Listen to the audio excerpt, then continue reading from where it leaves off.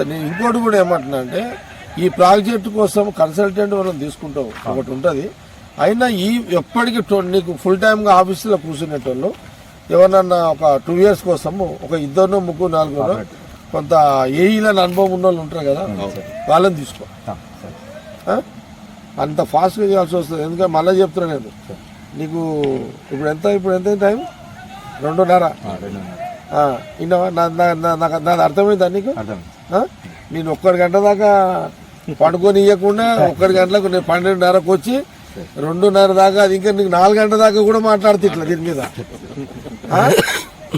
అర్థమైందా? నీకు నిద్ర వస్తున్నా వినాల్సిందే నా మాట. క్యామియో నాకు నిద్ర రాదు.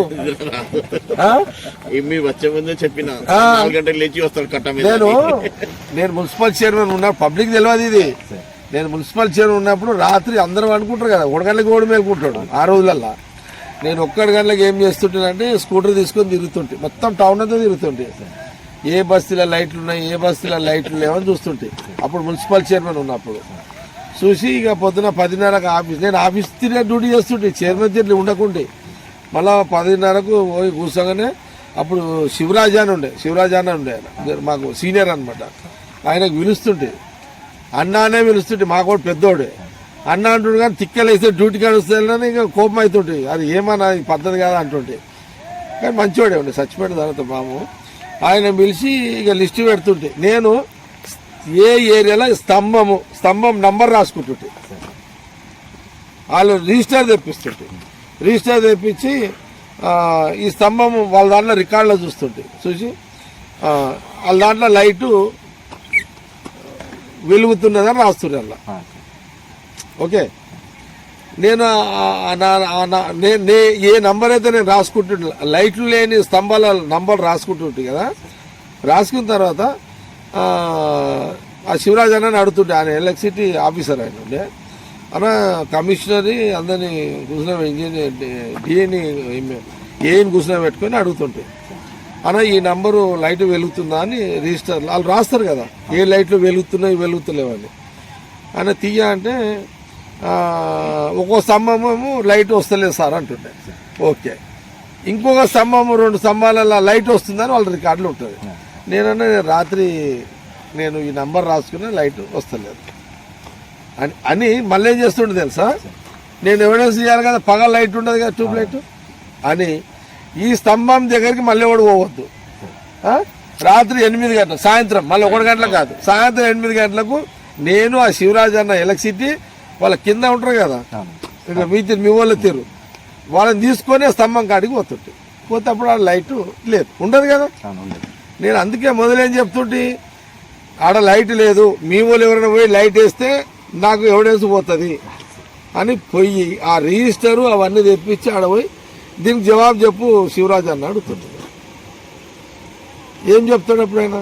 ఏం చెప్పక సప్పుడుదాకా నిలబడుతుంది. సరే అన్న ఇక అని అట్లా. అది నేను మున్సిపల్ చైర్మన్ రాత్రి, ఇది పబ్లిక్ తెలియదు, ఇదేమని పబ్లిక్ తెలియదు. నేను 1 గంట 2 గంటల తిరుగుతున్నాను సంగతి ఒకటి. నేను మబ్బుల 4:30కు హాజరికి పోతుంటే మున్సిపల్ లేబర్స్ హాజరు. కానీ 4:30కు లేబర్లు అంటే ఎంత కష్టం ఉంటుంది వాళ్ళకు, చాలా కష్టం కదా. మనము మనం నిద్ర పట్టేది 3, 4, 5 గంటల మధ్యలో మంచి నిద్రలో ఉంటాం. కానీ లేబర్లు, మున్సిపల్ లేబర్లు వాడు 4 గంటలకు లేచి బాత్రూమ్ గీత్రూమ్ పోయి వాడు ఆడికి కొంచెం నడుచుకుంటూ రావాలి. 4, 5 గంటలకు హాజరులు ఉండాలి మున్సిపల్ లేబర్లు. నేను 4:30కు పోతుంటే వాళ్ళు 5, 10 నిమిషాలు అటు ఇటు వస్తుంది. ఆ టైం చలి ఉండని ఏమని ఉండని. ఇక నేను అట్లా కూర్చుంటుంటే పోయి మబ్బులో పోతుంటే 4:30కు పోతుంటే వాళ్ళ టైం ఏమో ఎగ్జాక్ట్లీ 5 గంటలకు రావాలి. 5 గంటల నుంచి వాళ్ళకి ఏ ఏరియా తీస్తారో ఆడికి నడుచుకుంటూ పోవాలి, మళ్ళా లేదా ట్రాక్టర్లలో పోవాలి. ఆడికి పోయేసరికి ఎంత అవుతుంది వాళ్ళకు, అటు ఇటు హాజరు తీసుకుని 6 అవుతుంది. 6 నుంచి 10:30 దాకా వాళ్ళు. అంటే 4 గంటల నుంచి 6 గంటల దాకా మంచిగా నిద్ర టైంలో, అంటే 4 గంటలు లేచి లేబర్ పని ఏముంటుంది చెప్పును. ఆ రోజులలో జీతాలు ఉండకుండే ఆట మున్సిపాలిటీలలో. నేను మున్సిపల్ చైర్మన్, కమిషనర్ అంటుండే. మబ్బులో వాళ్ళ కష్టం చూస్తేనేమో అట్లా ఉంటుండే, లేబర్ల కష్టం ఎట్లుంటుంది. మీరు ఆఫీసర్ల తీరు కాదు కదా, 10:30 పోయి 5 గంటలకు పోడు, లేబర్లది అట్లుంటుంది. అట్లా कच्चा पन అది మోరి పని कैसा रहता मैं పాఖానా వై रहता సోమ్ उसमें रहता నేను కమిషన్ అడుగుతుండే సార్ ఎట్లా సార్ అంటే నేను అప్పుడు నేను అప్పుడు రాజకీయం 20 రూపాయల మిత్తి పెట్టి తెస్తుంటే నేను బాబు అట్లా కథ వేరే ఉండదు అంతా నేనేం చేస్తుంటేనంటే జీతాలు ఇవ్వాలి కమిషన్ అంటుండే సార్ ఎట్లా సార్ ఖాదర్బాయ్ అని ఉండే నాలుగున్నా దీపక్ సౌండ్ ఖాదర్బాయ్ అని ఉండే వీళ్ళంతా బిల్ అకౌంట్లెంట్ వీళ్ళంతా వీళ్ళు ఇక ట్యాక్సీలు ఇక ఏమన్నా దర్వాజా పట్టంలో వాళ్ళు ఉరికొస్తారు అరే దర్వాజా వదిలేరా నాయన అంటుంటే మరి ఎట్లా సార్ పైసలు అంటే నేనేం చేస్తుంటే మిత్తికి తెప్పిస్తుంటే పైసలు అది నాకు 20 రూపాయలు మిత్తి ఇచ్చేటోనికి 5 రూపాయలకి ఏంటారు నాయన మిత్తి ఇప్పుడు మీకు జీతాల కోసం అని అప్పుడు మేము ఇక ఆల్తా ఇల్తా తెప్పించి నేను అప్పుడు అంతా నెలకు 6 లక్షలే ఉంటుండే జీతాలు లేబర్ల పేమెంట్ ఇక బిల్ అకౌంట్ బిల్లు వసూలు చేసేవాళ్ళు అంటే వాళ్ళకి ఎవడని ఇస్తాడు లేబర్లకి ఎవడిస్తాడు ఆ రోజులలో నేను మిత్తికి తీసుకొచ్చి తెప్పిస్తుంటున్నాను ఇచ్చి అప్పుడు ఆ ఖాదర్బాయ్కి ఇస్తే ఆయన అందరికి జీతాలు ఇస్తుండే ఏదైనా వీళ్ళ గ్రాంట్స్ వస్తుండే అప్పుడు ఈ వసూళ్ళు కష్టం కదా అప్పుడు గ్రాంట్స్ వస్తుండే ఆ గ్రాంట్స్ వచ్చినప్పుడు ఆ గ్రాంట్స్లలో ఆ 2 నెలలు 3 నెలలు జీతాలు 3 నెలలు రిజిస్ట్రేషన్ డబ్బులు వస్తుండే అవి కలిపి వానికి అసలు ఇస్తుంటే ఆ మిత్తి నాకు అట్లనే అది జరుగుతుండే మిత్తి అడిగేది ఇస్తాడు మున్సిపాలిటీకి కష్టం కదా అట్లా చేసిన మున్సిపాలిటీ నేను ముఖ్యమంత్రి గారి దృష్టికి తీసుకెళ్తా నాకు ఎంత తొందరగా నేను ఈరోజు మాట్లాడింది మనకు సీఎం రేవంత్ రెడ్డి దృష్టికి తీసుకుపోతారు immediately and irrigation minister Uttam Kumar Reddy గారు ఇబ్బంది లేదు ఆయన ఫాస్ట్గా ఆయన దగ్గర కూర్చుంటాం డిస్ట్రిక్ట్ మినిస్టర్ దామోదర్ గారు ఈ కోఆర్డినేషన్లో నేను మీరు ఒకటి జూలై వరకు అంటే మీరు ఇక జనవరిలో ఎంత ఫాస్ట్ మీరు ఒక ప్రైవేట్ కన్సల్ట్ తోటి దీన్ని ఇదొక పార్ట్ ఇది ఒక పార్ట్ అది సపరేట్ పార్ట్ అంటే ఈ 3 అక్కడి నుంచి మనం ఈ 3 కిలోమీటర్లు ఈ బ్రిడ్జి దాకా ఒక పార్ట్ ఇదేమో ఈ నెక్లెస్ రోడ్ ఒక పార్ట్ అండ్ డ్రైన్ సిస్టమ్ ఒక పార్ట్ డ్రైన్ అండ్ అది మీటు ఇది ఫిల్టర్ ఇది ఒక 3 పార్ట్లు అవుతుంది ఓకే దీంట్లో ల్యాండ్ అక్విజిషన్ ఎఫ్టీఎల్ భూములు ఎవరి ఉన్నా సరే ల్యాండ్ అక్విజిషన్ ఇప్పుడున్న ధర ప్రకారం ప్రైవేట్ ధరనే పెట్టండి మీరు 2 ధరలు రాయాలి ఒకటి రిజిస్ట్రేషన్ ధర రాయండి రిజిస్ట్రేషన్ డిపార్ట్మెంట్ తీసుకొని రాయండి ఎట్ ఎ టైం ప్రైవేట్ ధర ఏం పోతుందో కూడా రాయండి వాళ్ళు సాటిస్ఫాక్షన్ అవుతాం ఓకే 2 ఎస్ఎస్ఆర్ రేట్స్ మీరు ఏం ఇబ్బంది కాకుండా ఎవరు కాంట్రాక్టర్లు ఇబ్బంది కాకుండా పెట్టండి మన ఉద్దేశం ఏంటంటే చెరువు కట్ట మీద సంబంధించి ఇది నాకు 15 ఏళ్ళు 13 ఏళ్ళ నుంచి ఉంది కాబట్టి మధ్యలో 9 ఏళ్ళు కాంగ్రెస్ గవర్నమెంట్ లేదు ఇప్పుడు కాంగ్రెస్ గవర్నమెంట్ ఉంది నాకు ఈ 10 ఏళ్ళ నుంచి ఉన్న ఇది ఒక పెద్ద డ్రీమ్ నాకు ఇది సక్సెస్ చేయాలని నా ఇంట్రెస్ట్ కింది బజార్ మహబూబ్ సాగర్ చెరువు కట్ట ఒకటి ప్రతి సంవత్సరము ఆడవాళ్ళు మహిళలు అసలు చాలా బతుకమ్మల పండుగకు ఒక 4-5 గంటలు ఇక్కడ ఎంజాయ్ చేస్తారు అది జీవితాంతం అది అట్లా కంటిన్యూ అయిపోవాలి ఇదంతా అంటే అంత విశాలంగా ఉండాలని నేను చాలా బతుకమ్మల పండుగ చూస్తుండే కదా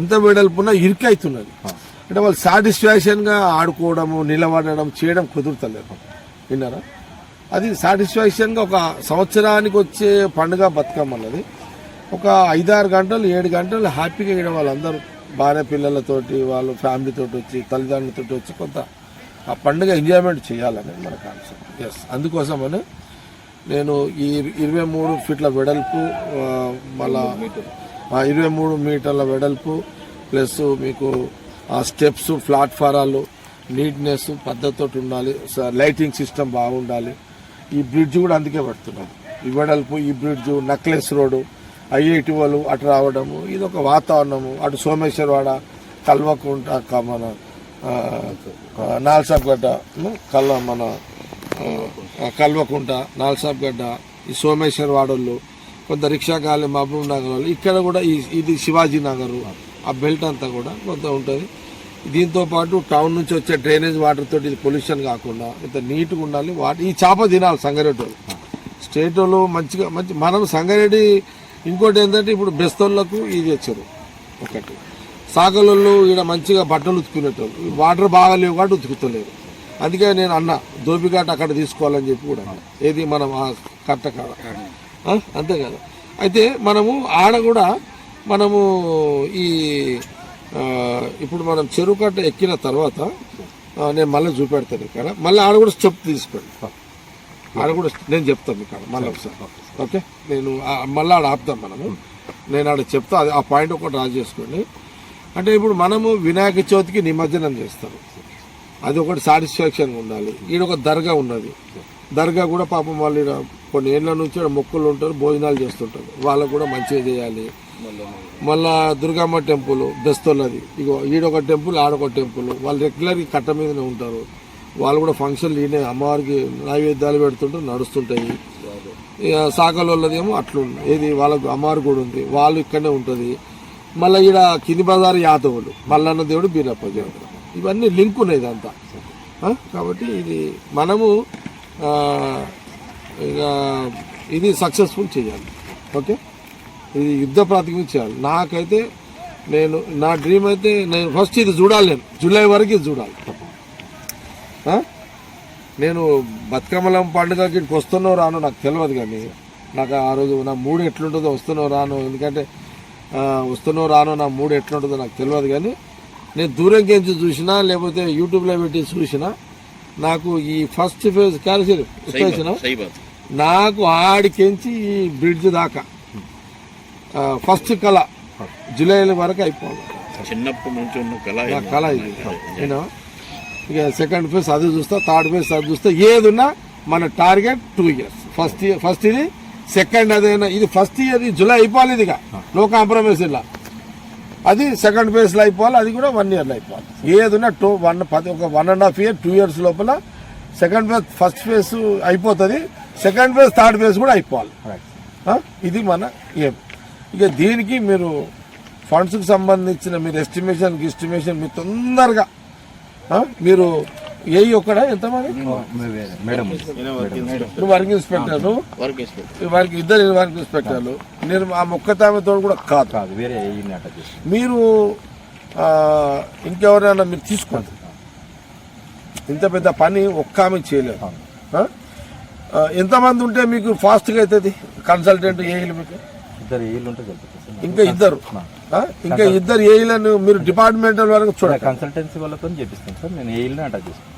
ఎక్కడి నుంచి చేసుకుంటా ఏఈలను? ఏఈలు మా వాళ్ళు ఉన్నాయి సార్, వేరే మండలం కంది మండలం. అక్కడ డిస్టర్బ్ కావద్దు కదా? అక్కడేం కాదు. ఈ మురికి నీళ్లు ఎక్కడి నుంచి? మనము మల్కాపూరు కొత్త అదంతా ఆ ఏరియా నుంచి అంతా మల్కాపూర్ శివారు నుంచి వస్తే వాటర్ ఉంటుంది కదా సార్. ఇప్పుడు మనము వర్షం నీళ్ళు మల్కాపూర్ నుంచి ఈ చెరువులకు వచ్చే వాటర్ అయితే ఇప్పుడు కట్ అయిపోయింది కదా మొత్తం. ఇప్పుడు మల్కాపూర్ నుంచి మంజీరా నగర్, రాజంపేట అక్కడ నుంచి మనకి ఆడ త్రినేత కాంప్లెక్స్ చెరువులో పడతాయి. మళ్ళీ ఆడికించి ఎఫ్ఆర్ఎస్ వెనకకించి వస్తాయి, ఇట్లా రాజంపేటకి నుంచి వస్తాయి, వచ్చి ఈ చెరువులో కడతాయి. ఇప్పుడు అది ఉన్నాయా కట్ అయినాయి? అంటే మల్కాపూర్కి వెళ్ళి రావట్లేదు సార్, ఇప్పుడు తూర్గా అనుకుంటా ఇవైతే వస్తుంది. ఇప్పుడు ఎన్నేళ్ళకి ఒకసారి వస్తున్నాయి వాటర్? అవి 30 సార్ వచ్చినాయి సార్. అంటే మల్కాపూర్ అయితే టోటల్ కట్ అయిపోయింది సార్. మల్కాపూర్ మొత్తం ఇండ్లు వచ్చేసినాయి, మొత్తం ఇండ్లు వచ్చేసినాయి, కాలువ కట్ అయిపోయింది కదా, మొత్తం ఇండ్లు అయిపోయింది. ఇప్పుడు ఫీడింగ్ చేయొచ్చు సార్, కెనాల్ ఉంది, కాకపోతే మనకు నీళ్ళు అవసరం లేదని చెప్పేసి దాన్ని అటు కిందికి పంపించేసి. ఇప్పుడు మనకు ఈ నీళ్ళు వస్తున్నాయా రెగ్యులర్ గా? ఇప్పుడు ఏది ఇప్పుడు వచ్చే వాటర్ ఎక్కడ నుంచి? మన కంది చెరువు నుంచి వస్తున్నాయా నీళ్ళు? వస్తున్నాయి చిన్నప్పుడు. మళ్ళా కంది చెరువు అంటే జైలు చెరువు ఉంది కదా, చిమ్నాపూర్ నుంచి కూడా వస్తున్నాయి, చాలా వచ్చినాయి సార్, ఇళ్ళకి వస్తున్నాయి కదా. ఈ వాటర్ ఎనఫ్ కదా? ఇప్పుడు ఆ ఇండ్లు గుల్ల కొట్టుడు అవన్నీ కాదు మనతో. కొన్ని మినిమం చిన్న కాలువలను ఉన్నాయా దాన్ని పెట్టుకోవచ్చా మరి? అంటే ఎవరు ఇల్లు గుల్ల కొట్టకుండా దాని ఫీడింగ్ తీసుకుంటారు. కానీ దాంట్లో డ్రైన్ వాటర్ వస్తే ఎట్లా చేస్తాం మరి? ఆ సమస్య డ్రైన్ వాటర్ మరి అది రావద్దు కదా. ఇప్పుడు రాజంపేట నుంచి మొత్తం టోటల్ దానిలో ఇప్పుడు పాత కొన్ని కట్టారు సార్. అయితే ఒక పని చేయి, నేనేమంటున్నా ఇప్పుడు నేను బండ డిస్కస్ చేసినా కదా, దీన్ని షీల్డ్ తీయాలి, 5 feet తీయాలి రాసుకోండి. 5 ఎనఫా? ఇప్పుడున్న బురద పొల్యూషన్ చేపలు తినలేకపోతున్నాం. 6 feet అంటే రూల్ ప్రకారం 6 feet 6 feet కూడా గవర్నమెంట్ ఫండ్స్ తోటే నేను ఇంక్లూడ్ చేయాల్సింది. మనము ఏదో స్కీమ్లో పెట్టుకుంటే ఫెయిల్ అయిపోతాం మనం. విన్నారా మీరు? దాని ఎస్టిమేషన్లో విత్ ట్రాన్స్పోర్ట్ రావాలి, దీంట్లో ట్రాన్స్పోర్ట్ తోటే పెట్టాలి. ఎందుకంటే నాకు ఇది డ్రీమ్, కొన్ని 13 ఏళ్ళ నుంచి నాకున్న డ్రీమ్. ఎందుకంటే 2013లో నేను ఇంట్రెస్ట్ ఉండే డిజైన్ చేయించిన, డి గారు డిజైన్ చేయించిన. ఇక తెలంగాణ ఉద్యమం ఉండట్లా కుదరలేదు. ఆ 2 ఏళ్ళు చేయించినా కుదరలేదు. అందరు అధికారులు అందరూ ఈ ఉద్యమం దాంట్లో బిజీ ఉండ్రి. తర్వాత ఓడిపోయినా, తర్వాత గెలిచిన ఈ గవర్నమెంట్లో ఫంక్షనింగ్ లేదు.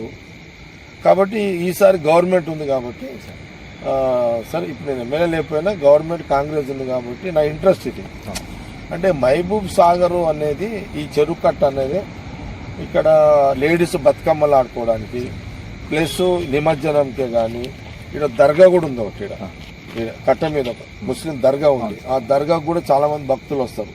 అది కానివ్వండి, ఇక్కడ సాకలలో గుడి ఉంది. ఇక్కడ సాకలలో వతన్, ఇక్కడ బెస్తల్లో వతన్, బెస్తలు చేపలు పడతారు. అంటే నా ఉద్దేశం ఏంటంటే ఈ షిల్ట్ అంతా తీసేస్తే ఫ్రెష్ వాటర్ ఉంటుంది. ఈ సంగారెడ్డి కింది మీద చెరువు, ఈ చెరువు చేప సంగారెడ్డి వాళ్ళు తినేటట్టు, రాష్ట్రంలో తినేటోళ్ళు ఉండాలండి. చాలా ఫ్రెష్ వాటర్ ఉండాలండి. ఇప్పుడు పొల్యూషన్ అయిపోయింది కాబట్టి అది ఉండాలనేది మన ఏం అన్నమాట. దానితో పాటు బ్యూటిఫికేషన్ ఆఫ్ బండ్ అయిపోతే జీవనోపాధి అవుతుంది. హిందువులైనా, ముస్లింలకు, ఇస్తారు ఎవరైనా బండ్లు పెట్టుకోవడానికి అందరూ సాయంత్రం పూట ఈ మనం చేసామంటే జనమంతా వచ్చేస్తారు కదా. సాయంత్రం విహారానికి పిల్లలతో ఫ్యామిలీస్ తోటి వస్తారు. కాబట్టి కొంత జీవనోపాధి చాలా మందికి ఇచ్చిన వాళ్ళం అవుతాము. నాకు ఇంకోటి ఏంటంటే మధ్యలో శివుడిని కట్టాలనేది ఒకటి ఉంది. మీరు ప్లాన్ చేయాల పెట్టుకోండి. అది 130 అడుగులు. అది ఎక్కడ కర్ణాటకలో ఉంది, కర్ణాటకలో ఉంది. దాంట్లో మా రాజేందర్ రెడ్డి అని ఎంతోమంది దీని మీద నేను సర్వే కూడా చేయించిన, ప్రైవేట్గా నేను డబ్బులు పెట్టి కూడా చేయించిన. విచిత్రం ఏంటంటే ఈ కట్ట నేను పైసలు ఇచ్చి చేయించినది. దీని పైసలు ఏం కట్టిన 40 లక్షలు దీనికి. వీడికేంచి ఆడదాకా ఏం చేద్దామో ఆ టైంలో ఇక తెలుసు కదా ఆ కాంట్రాక్టర్ల కథ. మా వాళ్ళు ఆ రాజేందర్ రెడ్డి గారు ఏం చేసి కట్ట అంతా వేసేసిండు. నువ్వు ఏరా ఎట్లనైతే అంటే ఆ టైంకి బిల్లులు లేవు. ఈ 40 లక్షలకు 45, 50, 1 కోటి రూపాయలు మిత్తి. ఇది వాళ్ళు ఇప్పటికి తిరుగుతున్నారు. ఇలా అందరు ఉన్నారు. మీకు దీనికి పైసలు ఇంకా అప్పుడప్పుడు కడుతున్నా పైసలు. దీనికి మిత్తిలే సగం ఎక్కువైనాయి దీనికి. లేదనుకుంటే ఈ కట్టకు 40 లక్షలకు 1.5 కోటి అయింది మిత్తి దీనికి. ఆ రాజేంద్ర గారు ఇది ఒక పని చేసి పెట్టి నాకు వాడిగా. ఇప్పటికీ కొందరు అప్పుడప్పుడు మా అంతా పైసలు అంతా ఇన్నా మా వాళ్ళు ఉన్నారు కొందరు చేసిరు. అట్లా అట్లుంటుంది మా కథ అంతా. కానీ ఈ జనం చెప్తే అర్థం కాదు. ఏం చేద్దాం? 5 ఏళ్ళకు ఒకసారి తక్కువని ఇవ్వడం చెప్పగానే వింటున్నారు ఆయన కదా. నేను ఖాళీ టైంలో లక్షలు కోట్లు పెట్టి నేను కొట్టించుకుంటా. ఆ ఎలక్షన్ టైంలో వెళ్ళిపోతున్నాడు. అదే మంచిగా స్కీమ్. ఈ రెగ్యులర్ కొట్టించుకున్నాడు కంటే కదా, ఈ 5 ఏళ్ళు కొట్టించుకున్నాడు కంటే 5 ఏళ్ళకు ఒకసారి ఏమున్నది క్యామియో లెక్క చేయ ఒకసారి.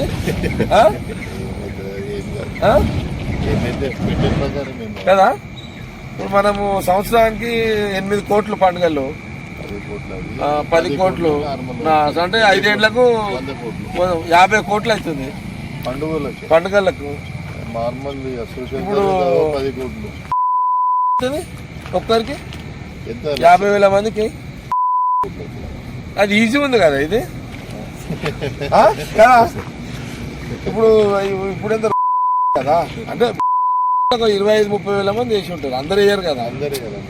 ఒక 1,00,000 మంది వేయరు. 1,00,000 మంది కానీ ఒక 50-60 మంది వేస్తున్నారు. ఇప్పుడు మనము ఈ 50 కోట్లు పండుగలో పెట్టకంటే 25 కోట్లు పెట్టుకుంటే ఈజీగా ఉంది కదా. ఇట్లా అనుకొని గెలవచ్చు. మళ్ళా వాడు మొన్న ఎంత ఇచ్చుంటే అరెస్ట్ ఏం శేఖర్ ఎంత 30,000 మందికి ఎంత ఉంటుంది బాటిల్? ఎంత బాటిల్ ఎంత ఓవరాల్ ఎంత? 10 కోట్ల టౌన్ మీద. మీదమ్మ మనము సంవత్సరానికి 10 కోట్లు. శ్రీరామనవమి, దసరా, బోనాల పండుగ, గణేష్ పండుగ, ఇంకా ఇక వేరే ఏదైనా కానీ ఇక క్రిస్టమస్ కంటే అది పెద్ద ఖర్చు కాదు. ఎందుకంటే అది విషయం చెప్తాము. ఇఫ్తార్ అంటే మనం మంచి భోజనం పెడతాం కానీ సాటిస్ఫై ఈ మన పండుగలకి 7 కోట్లు అవుతున్నాయి.